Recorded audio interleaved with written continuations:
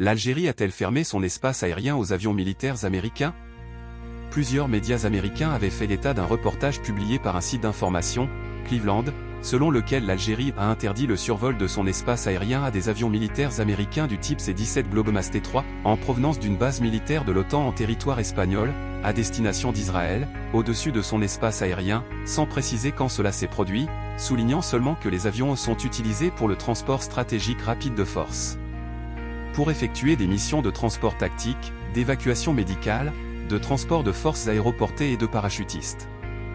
La porte-parole régionale du département d'État américain, Elizabeth Stickney, a confirmé dans des déclarations au journal Asharq al-Awsat que les récents rapports sur les trajectoires des vols d'avions militaires américains contiendraient de nombreuses informations inexactes, expliquant que des avions militaires américains ont décollé d'Espagne le 9 décembre 2023 à destination de l'Afrique subsaharienne, sans en préciser le pays de destination et en raison d'un problème administratif américain.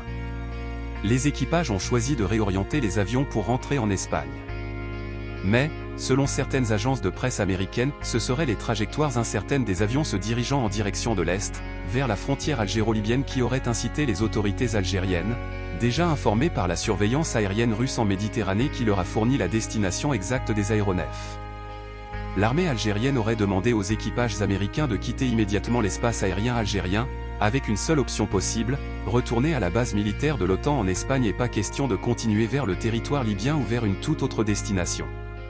Il était évident que si les avions américains entraient dans l'espace aérien libyen, ce serait pour prendre la direction du Moyen-Orient et donc d'Israël.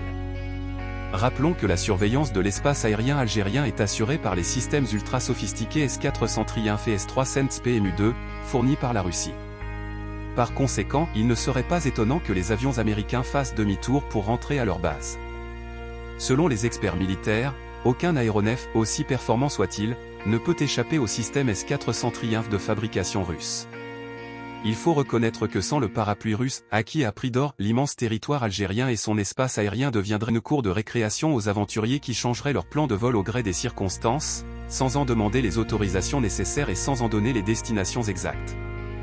Notons qu'à part les déclarations de la porte-parole régionale du département d'État américain et des agences de presse, les autorités algériennes et américaines sont restées muettes et n'ont ni confirmé ni infirmé cet incident.